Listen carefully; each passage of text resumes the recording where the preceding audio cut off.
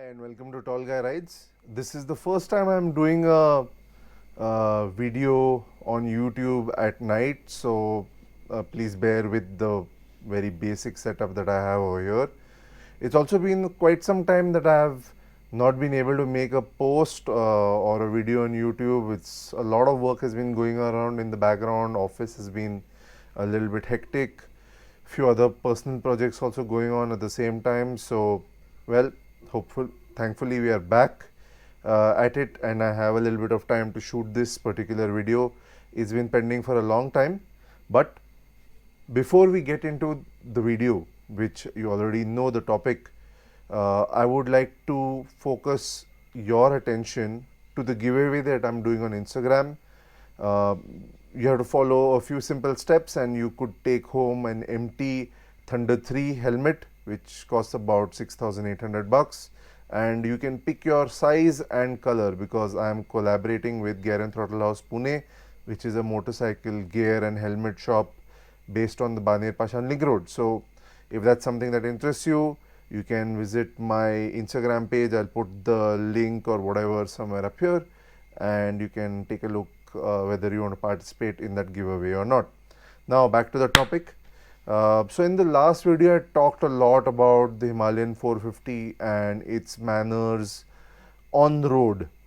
And there were a few points that I was not particularly happy about, but in this video we are going to talk about how it behaves off-road, and I'm fairly happy to report that its off-road nature and off-road capabilities far outweigh its on-road capabilities. And the first thing that comes to mind when I took my Himalayan off-road, and the first really impactful component that comes to mind is the suspension. Oh, on the off-road, the suspension is too good. It is really good on the road as well, but on off-road is just perfect as far as all of the bikes that I have tested in on road and off-road. I think the suspension is just right, not too hard, not too soft. The rebound and dampening, everything on the setup is just right. You get enough firmness and the dampening is in the right space, so you are able to feel what's happening on your front wheel, on your rear wheel. But when you take a hard hit, it doesn't kind of buck you off the bike. Some bikes like the 390 Adventure with the stiffer suspension, I'm talking about of course the one that doesn't have the adjustable suspension, you would feel like you would get thrown off the bike because of how stiff the suspension was and how it would react to hard hits or very bumpy surfaces. I don't know, it's something to do with the suspension setup. It's really good. The only downside I see about this suspension setup is that it's not adjustable apart from the rear preload. I think that's the only downside I see for the Himalayan 450 in terms of suspension setup. Now let's also, I'm going to keep looking at my notes, so please bear with me. Center of gravity is another thing that comes into mind. Yes, it's a fairly tall and heavy helmet. Sorry, my bad. Thinking about helmets for quite some time. It's a tall and heavy bike, but the center of gravity and the engineering that RE has put in is really paying off in that space. You feel that the bike is extremely agile and nimble when it's turning or when you're kind of dipping the bike from one side to the other.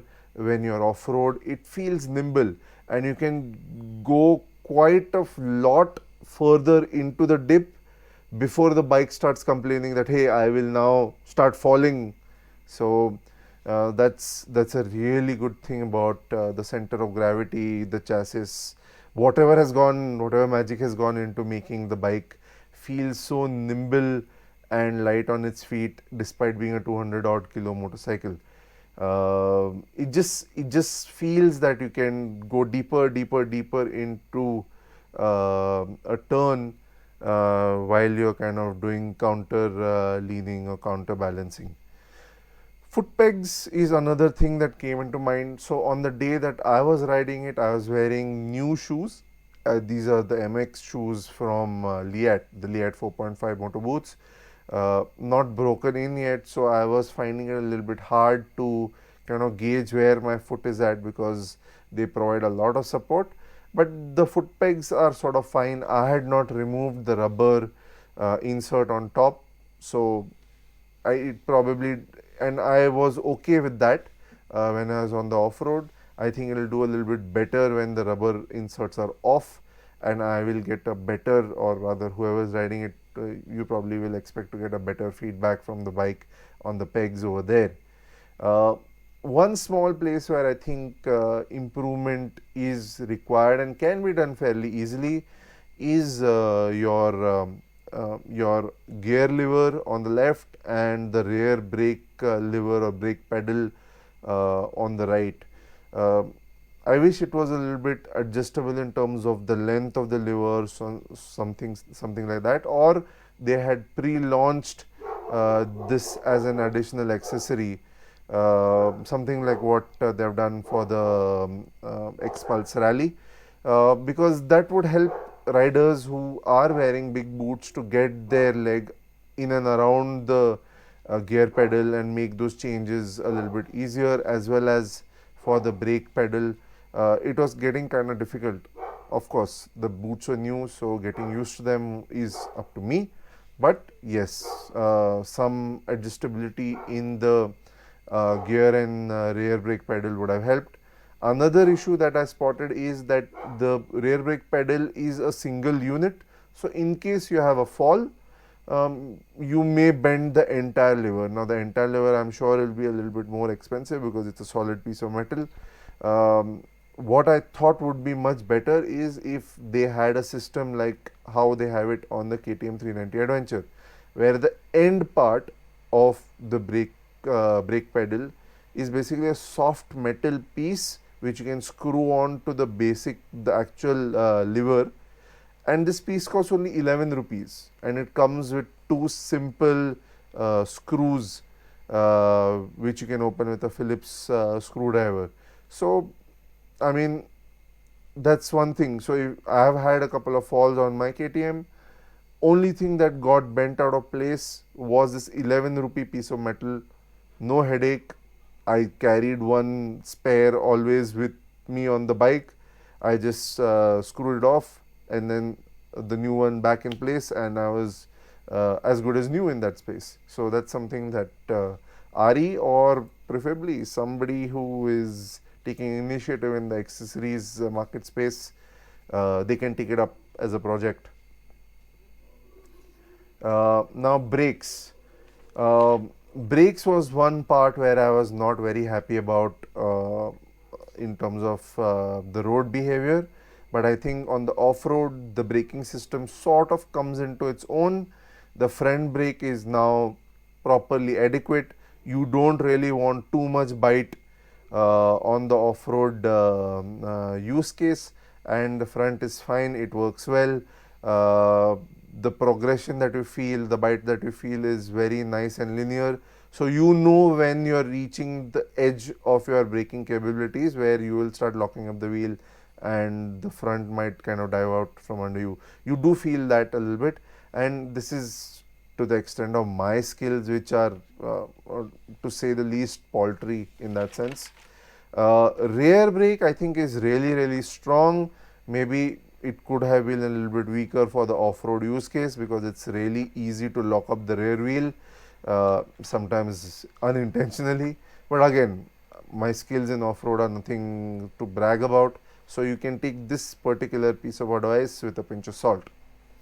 Now when it comes to tires, well, they are stock tires, the Seat tires that are made in collaboration with Royal Enfield, and they do a decent job on the road, and I'd like to report that they do a decent job off the road as well. But I think the nature of the bike probably deserves something a little bit more blocky, something a little bit more knobby, so you're able to do a lot more with the rest of the bike. I think the tires do hold the bike back in how quickly you can go in the off-road space, because you do lose traction fairly easily on these tires. Yeah, and in deeper sand and dust, the tires do feel a little bit slippery, but on gravel, on hard track, the tires are fine. I mean, I wasn't going too fast anyways. As I said, my skill levels are not something which is worth boasting about. So yeah, I mean, that's my opinion. um, and what else? Well, I think that's it. In terms of a very short summary, I think it's a much better off-road motorcycle than it is an on-road motorcycle. Royal Enfield probably has been thinking about a motorcycle that does a lot more adventure than touring with this Himalayan 450, and I think it kind of shows in the bike and how it behaves on road versus off-road. Well, for this video, that's all I have. I'm just going to be inserting B-rolls across the video, so uh, bear with me. Again, I don't really have too much time to get into editing and all of that stuff to make the video very awesome. I would like to, but unfortunately uh, I just don't have the time or the energy at the end of a very long work week. So that's it. That's all I have from my end for this video. If you have any questions, feel free to drop a comment or ping me on Instagram. And that said, Instagram giveaway contest, win a helmet. If that's something that interests you, look it up. I will share something here that can direct you to the right reel. Yeah, sounds good. All right, till next time, ride safe and stay safe. Bye bye.